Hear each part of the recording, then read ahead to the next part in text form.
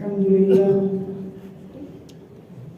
لله نحمده ونستعينه ونستغفره ونؤمن به ونتوكل عليه ونعوذ بالله من شرور أنفسنا ومن سيئات أعمالنا من يهده الله فلا مضل له ومن يضلله فلا هادي له ونشهد أن لا إله إلا الله وحده لا شريك له ونشهد أن سيدنا وسندنا ونبينا ومولانا محمدا عبده ورسوله صلى الله عليه وعلى آله وأصحابه أجمعين أما بعد فأعوذ بالله من الشيطان الرجيم بسم الله الرحمن الرحيم ومن يبتغ غير الإسلام دينا فلن يقبل منه وهو في الآخرة من الخاسرين صدق الله العظيم معزز سامعین کرام، میں اور آپ سب اس بات سے بخوبی واقف ہیں کہ رمضان المبارک کا مہینہ بالکل قریب آ لگا ہے،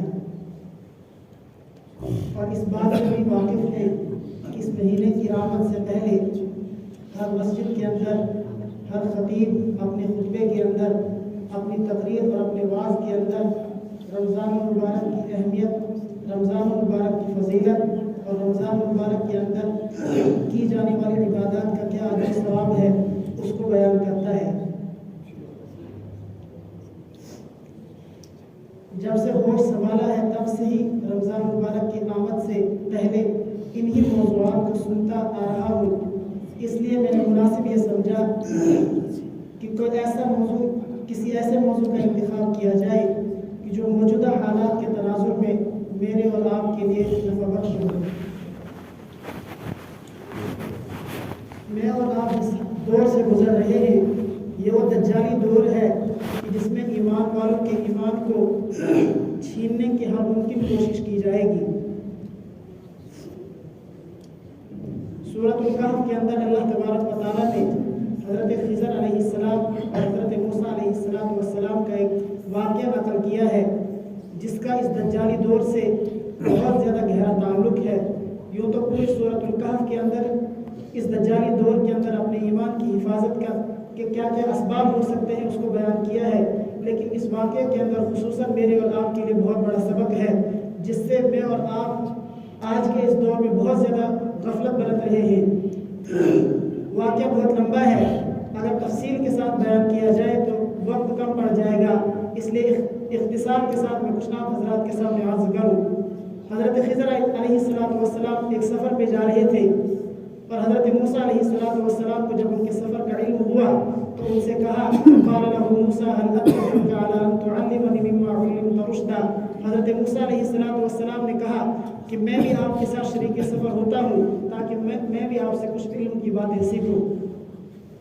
سوال پیدا ہو گیا کہ حضرت موسیٰ علیہ السلام تو وقت کے نبی ہیں، ان کو وہ کون سا علم تھا جو حضرت خضر کے پاس تھا اور حضرت موسیٰ علیہ السلام کے پاس نہیں تھا؟ تو اس بات کو سمجھنے کے لیے یہ بات جاننی ضروری ہے کہ علم دو طرح کا ہوتا ہے، ایک ہے تکوینی علم اور ایک ہے تشریعی علم۔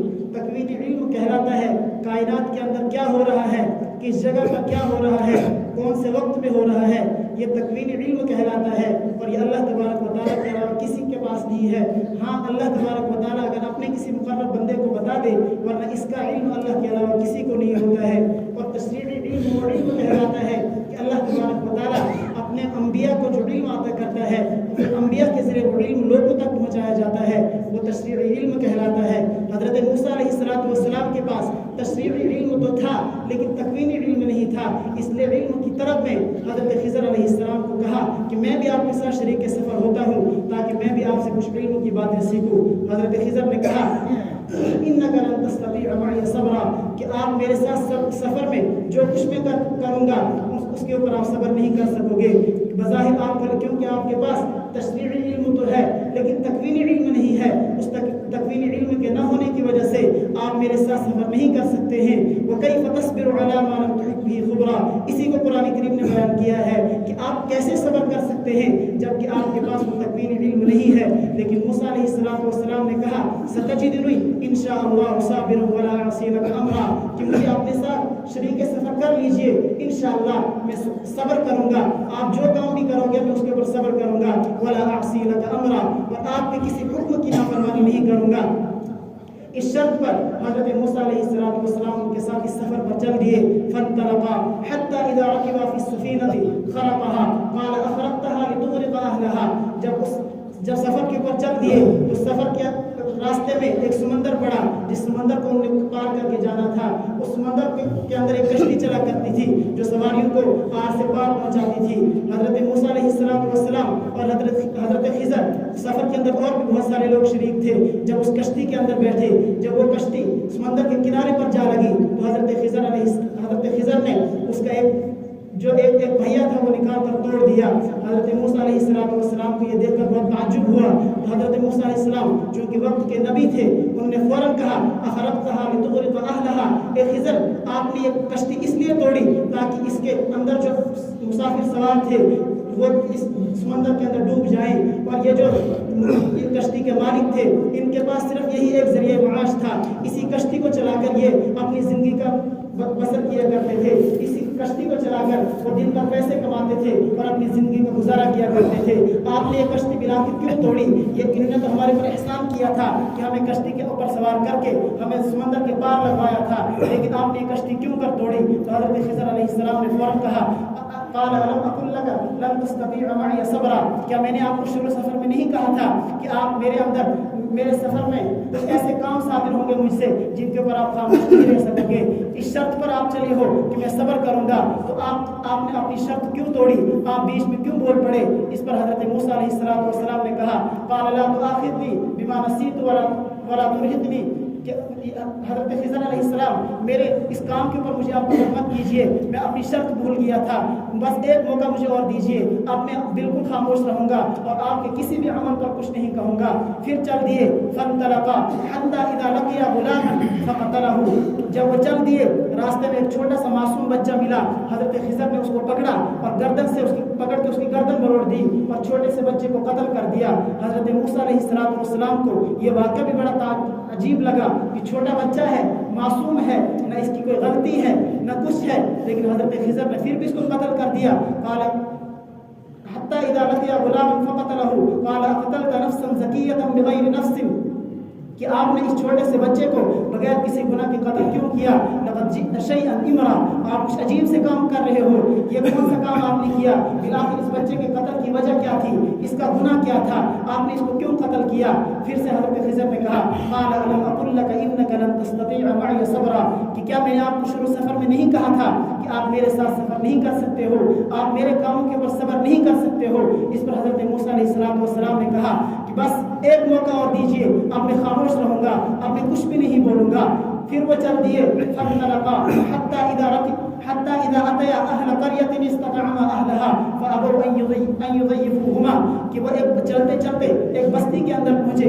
हज़रत खिज़र ने बस्ती वालों से खाना मांगा और उन्होंने खाना देने से इनकार कर दिया, उनकी मेहमान नवाजी से इनकार कर दिया। तो हज़रत मूसा और हज़रत खिज़र वहाँ से आगे चल दिए और रास्ते में एक दीवार पड़ी, वो दीवार गिरने ही वाली थी। तो हज़रत खिज़र ने हज़रत मूसा अलैहिस्सलाम को लेकर और जो सफ़र के अंदर शरीक दूसरे लोग थे उन सब को लेकर उस दीवार को सीधा कर दिया।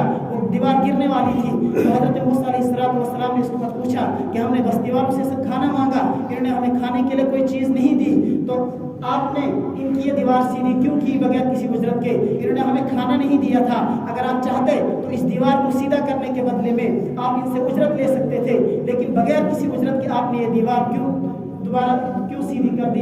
क़ाल इन सअलतुका अन शैइन बअदहा फला तुसाहिबनी क़द बलग़ मिन्नी उज़रा। हज़रत मूसा अलैहिस्सलाम इस बार कह चुके थे कि इसके बाद अगर मैं किसी चीज़ के बारे में सवाल करूँगा तो आप मुझे अपने से जुदा कर लेना। लेकिन जब वो दीवार बगैर किसी उजरत के हज़रत खिज़र ने सीधी की तो मूसा अलैहिस्सलाम वहाँ पर भी बोल पड़े कि आपने बगैर किसी उजरत के ये दीवार सीधी की, इनने तो हमें खाने देने से इनकार किया था। इस पर हज़रत खिज़र अलैहिस्सलाम ने कहा हाज़ा फ़िराक़ु बैनी व बैनिक, कि ये मेरी और आपकी जुदाई का वक्त है, अब मैं और आप एक साथ सफर नहीं कर सकते हैं। आप 3 मरतबा मेरे कामों में बोल पड़े हो और अब मैं जो काम मुझसे सादिर हुए हैं इनकी ताबीर बताकर आपको अपने सफर से अलग कर देता हूँ। और फिर हज़रत मूसा अलैहिस्सलाम ने एक एक काम की ताबीर बताई, एक एक काम की हिकमत बताई। चूँकि हज़रत मूसा अलैहिस्सलाम के पास तकवीनी इल्म नहीं था, वो अल्लाह तबारक व तआला ने सिर्फ हज़रत खिज़र को کیا تھا. اور پھر حضرت خضر نے ایک ایک کام کا پورے حکمت کے ساتھ ان کو بتایا کہ یہ کام کس حکمت کے تحت کیا تھا.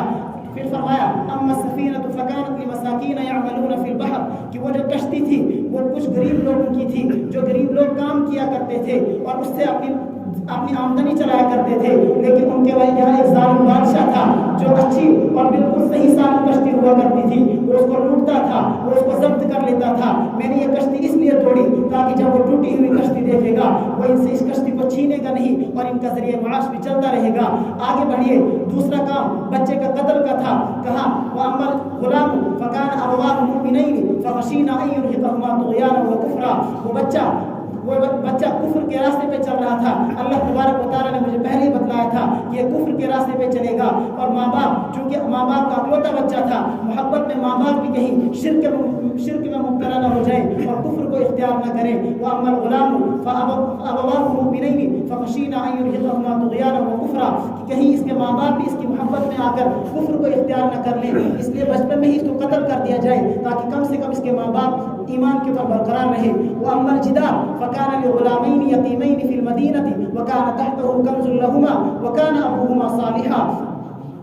رہی وہ دیوار جس کو میں نے بغیر کسی اجرت کے سیدھا کیا تھا, تو وہ گاؤں کے اندر 2 بچے تھے جو کہ یتیم تھے اور اس دیوار کے نیچے ان کے باپ نے ان کا ایک خزانہ سونا چھپا کے رکھا تھا. اور گاؤں اور بستی والوں کا حال ایسا تھا کہ ایک وقت کے نبی کو انہوں نے کھانا دینے سے انکار کیا تھا. وہ ظالم اس خزانے کو ان سے لوٹ سکتے تھے, اس لیے جب وہ دیوار اس خزانے کے اوپر گرتی تو وہ بستی والے اس خزانے کو لوٹ سکتے تھے. اس لیے میں نے اس دیوار کو سیدھا کیا تاکہ وہ ان کا خزانہ محفوظ رہے اور جب وہ بڑے ہو جائیں اور جب وہ اپنی بلوغت کی عمر کو پہنچیں وہ اس خزانے کو وصول کر کے اس کو اپنی زندگی کے اندر استعمال کر سکیں. یہ 3 کام تھے. اللہ کے حبیب صلی اللہ علیہ وسلم نے فرمایا ہے, روایت ہے کہ کاش حضرت موسیٰ علیہ السلام نے خاموشی اختیار کی ہوتی, آگے نہ جانے حکمت کے کیا کیا راہ ان پر کھلتے. لیکن حضرت موسیٰ علیہ السلام بول پڑے تو حضرت خضر نے کہا هذا فراق بینی و بینک سأنبئک بتأویل ما لم تستطع علیہ صبرا, اور پھر ان تینوں کاموں کی حکمت بیان کر دی.